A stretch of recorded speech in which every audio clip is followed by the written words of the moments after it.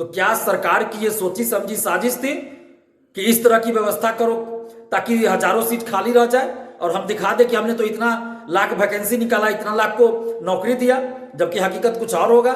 इसलिए हम सरकार से मांग कर रहे हैं कि आप इसमें जो भी अनियमितताएं हैं, जो भी आरोप लग रहे हैं, उन सब की जांच कीजिए और अभ्यर्थियों के साथ न्याय कीजिए। नियोजित शिक्षक का भी हजारों की संख्या में नियोजित शिक्षक इसमें आ गए हैं, जबकि उनको राज्यकर्मी का दर्जा देने की घोषणा सरकार कर चुकी है। जो एसटीईटी पास थे वही फॉर्म भर सकते थे, तो फिर एसटीईटी या पीएरी में कैसे लोगों ने फॉर्म भर दिया, या बिहार से बाहर के लोग कैसे फॉर्म भर सकते हैं। लेकिन अभी एक ही अभ्यर्थी का 2-2, 3-3 जगह रिजल्ट हो गया। इसके चलते हजारों सीट खाली रह जाएगा। और कंप्यूटर साइंस में जो समस्या है, अनियमितता है, उनको भी दूर कीजिए, नहीं तो एक बड़े आंदोलन के लिए फिर आप बिहार में एक बड़े आंदोलन के लिए तैयार रहिए। नमस्कार दोस्तों, मैं दिलीप कुमार।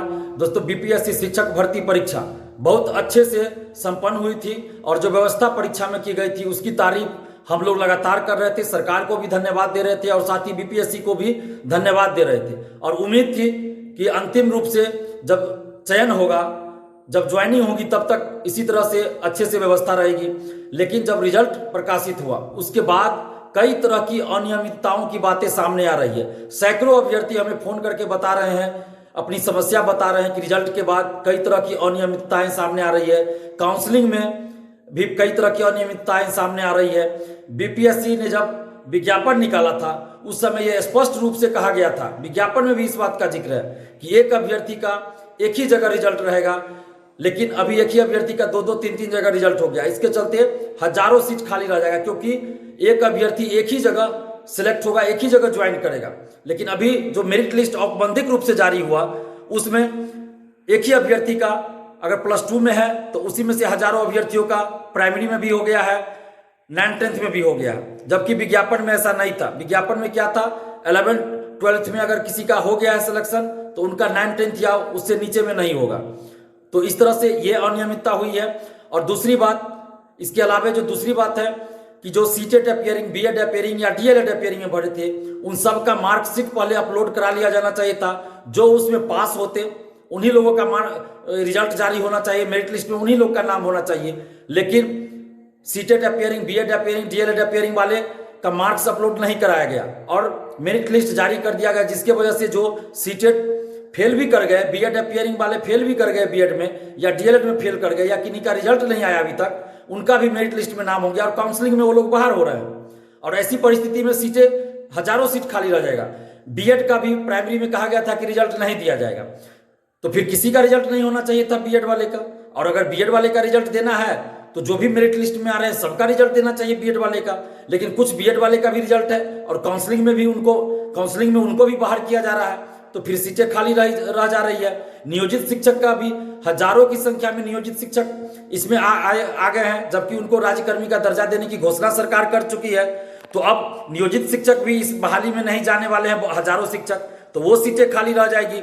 और कंप्यूटर साइंस का जो रिजल्ट आया उसमें भी बहुत सारी अनियमितताओं की बातें सामने आ रही है। जब एसटीईटी 2019 में हुआ या उससे पहले 11 में हुआ तो उसमें बिहार से बाहर के लोग एसटीईटी में शामिल नहीं हुए थे। तो फिर बिहार से बाहर के लोग, जब ये विज्ञापन आया शिक्षक भर्ती का, तो उसमें एसटीईटी या पीएरी में फॉर्म भरने का भी कोई ऑप्शन नहीं था। जो एसटीईटी पास थे वही फॉर्म भर सकते थे। तो फिर एसटीईटी या पीएरी में कैसे लोगों ने फॉर्म भर दिया, या बिहार से बाहर के लोग कैसे फॉर्म भर सकते हैं 9th-10th या 11th-12th में? ये तो बड़े आश्चर्य की बात है।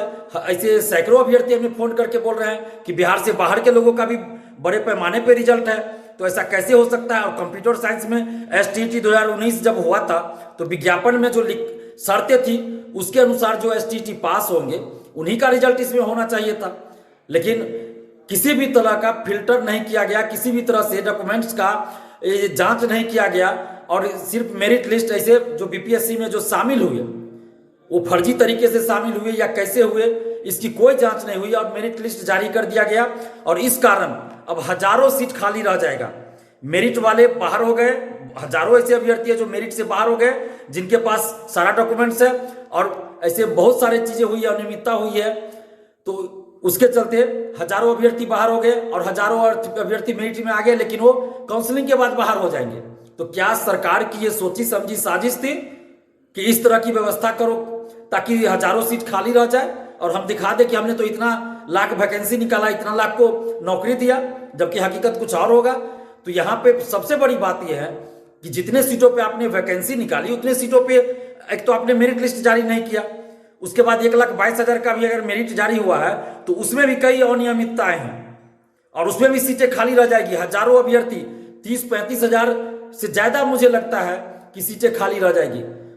तो अब सरकार या तो इस रिजल्ट को सुधार करे, किसी भी तरह से फर्जीवाड़ा नहीं होना चाहिए, कोई अनियमितता नहीं होनी चाहिए। बीपीएससी को भी सबसे पहले चाहिए था कि डॉक्यूमेंट्स अपलोड करा लेना चाहिए था, उसके बाद रिजल्ट देना चाहिए था। अभी वाटर मार्क की बात की जा रही है, लेकिन डॉक्यूमेंट्स वेरिफिकेशन जहां हो रहा है तो अभ्यर्थी हमें बता रहे हैं कि वहां सिर्फ ये देखा जा रहा है कि जो वाटर मार्क डॉक्यूमेंट्स जो बीपीएससी ने वाटर मार्क दिया है अपने वेबसाइट पे जो डाला हुआ है वो अभ्यर्थी के पास है या नहीं, बस इतना ही वेरिफिकेशन हो रहा है। वो सही है या फर्जी है इसकी जांच नहीं हो रही है। ये तो बड़े आश्चर्य की बात है, बीपीएससी ने भी इसकी जांच नहीं की और वो वाटर मार्क सिर्फ देते जा रहे हैं। जो भी अपलोड किया जा रहा है सर्टिफिकेट, तो बगैर उसकी जांच किए वाटर मार्क बीपीएससी कैसे दे रहा है? अगर बीपीएससी वाटर मार्क दे रहा है तो फिर उसकी जांच जो काउंसलिंग हो रहा है उसमें शिक्षा विभाग द्वारा क्यों नहीं की जा रही कि जो डॉक्यूमेंट्स दिया गया है, अपलोड किया गया, वो सही है फर्जी है क्या है नहीं, ये तो जांच होनी चाहिए ना।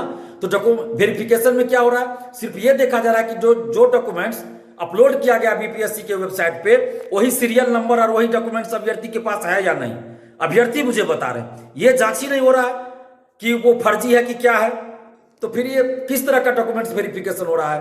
तो बड़े आश्चर्य की बात है। तो इसलिए हम सरकार से मांग कर रहे हैं कि आप इसमें जो भी अनियमितताएं हैं, जो भी आरोप लग रहे हैं, उन सब की जांच कीजिए और अभ्यर्थियों के साथ न्याय कीजिए।